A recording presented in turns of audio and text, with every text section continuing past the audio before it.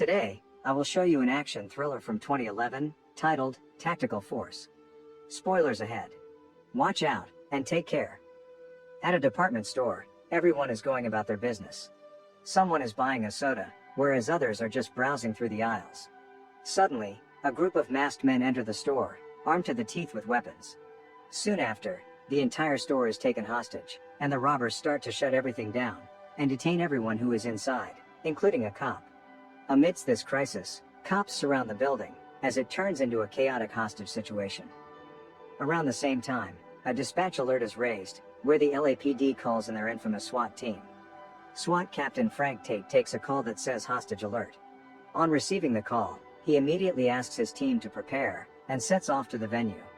The SWAT team members include the captain, SWAT Sergeant Tony Hunt, and SWAT officers Jenard and Blanco. The LAPD SWAT team arrives at the scene, which is already brimming with cops. Captain Tate steps out of the truck, and places his rifle on the hood of a cop car. The cop tells the captain that they are handling the situation, to which he replies that the regular cops should take the rest of the day off now. He takes away the microphone from the cop, and asks to negotiate with the hostages. He tells the robbers that he is required by the laws and procedures of his department to reach terms of negotiation with the robbers before deciding whether or not to move in, and denying this procedure would lead to the SWAT team beating them up and putting them in jail. The leader promptly accepts the procedure, but just a mild delay in response is purposefully exploited by Captain Tate as an excuse to take violent action. This leaves the mastermind robber in confusion and panic as he tells his fellows to get ready for offense. The SWAT team moves in, and officers Blanco and Jenard take point after Captain Tate asks everyone to split into 3 segments. Blanco grabs a frozen steak from the counter as he and Jenard crouch behind the counter to flank one of the robbers.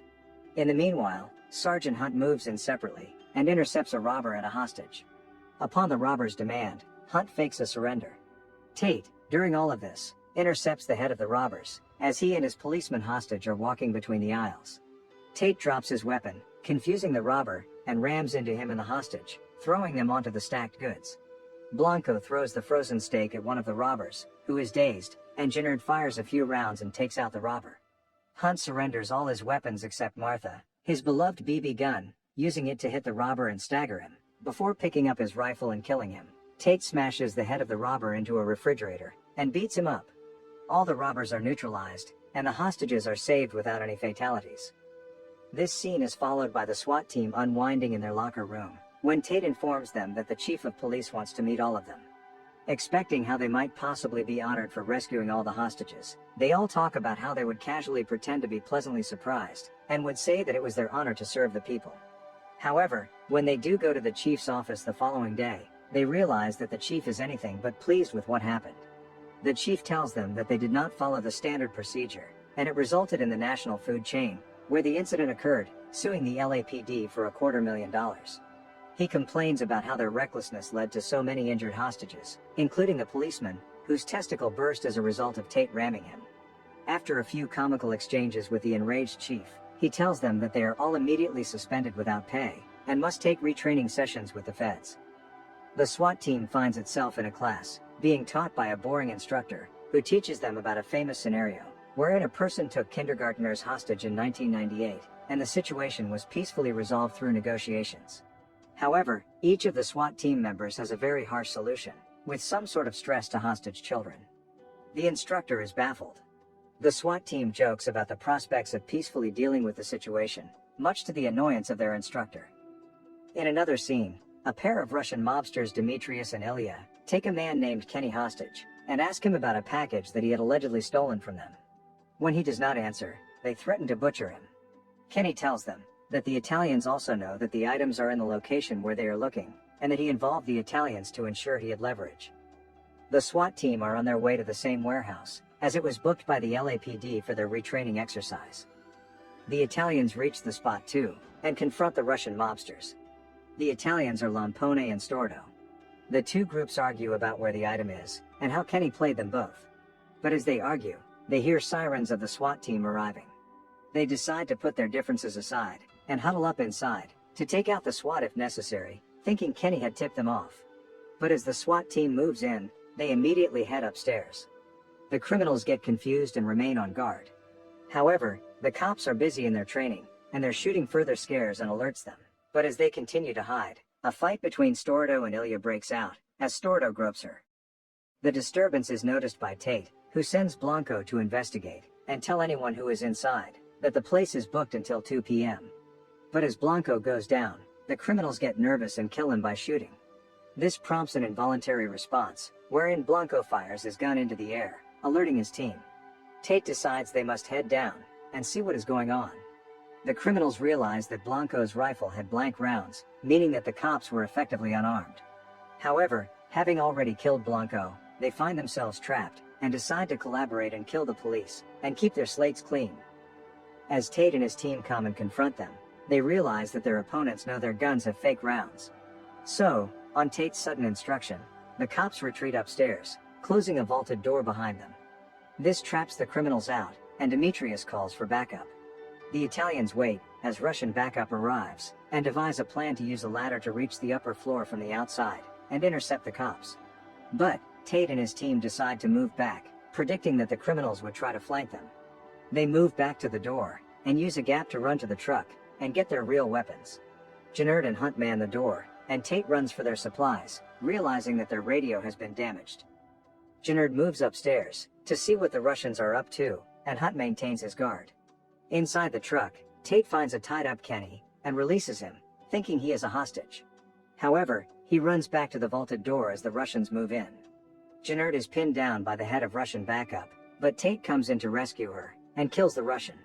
As this happens, the Russians realize their backup has been neutralized, and the Italians call in theirs. In this chaos, Kenny runs away, but Tate catches him inside the bathroom with a case. Tate looks at the contents, and realizes the gravity of the situation. He asks Kenny what the plan is, and Kenny leads them to an underground tunnel that leads out of the warehouse. But as they move in, Tate decides to retreat for a bit, and see if they are being followed. The Italian backup realizes this, and their chief asks for 2 teams to enter the tunnel from either end. They intercept Tate and his team, and bring them out from each end. Tate is held by the Russians, and is asked about the case. He replies that he knows where it is, but wants them to let his team go. On the other side, the Italians think of taking Hunt and Gennard. Annoyed by Kenny, Lampone finally kills him, and asks that Hunt take Stordo to the case, as he holds Gennard hostage. He dispatches his backup team to dispose of all the Russians. As the Italian backup arrives, Tate offers support to the Russians, and drives off in their truck, starting a pursuit. Inside the tunnel, Hunt kills Stordo, and runs back out of the tunnel. Then, he sneaks up on Lampone and frees Gennard. Tate then smashes in with the truck, and another firefight begins. Hunt realizes that the truck has his personal grenade launcher hidden in it, and uses it to take out the Italian backup. He fires and blows up the entire van, engulfing it in flames. After this firefight ends, Demetrius sneaks up on the cops from behind, and takes them hostage, stealing the case. He then asks that the cops and Lampone get down on their knees, and orders Ilya to kill them. Ilya responds positively and accepts the honor. Demetrius moves out to smoke a cigarette, trusting Ilya to dispose of everyone, but he does not hear any gunshots. He goes back in, and sees that Ilya has been knocked out, and the head of the Italian backup is still alive. He and Lampone take cops, Ilya, and Demetrius hostage.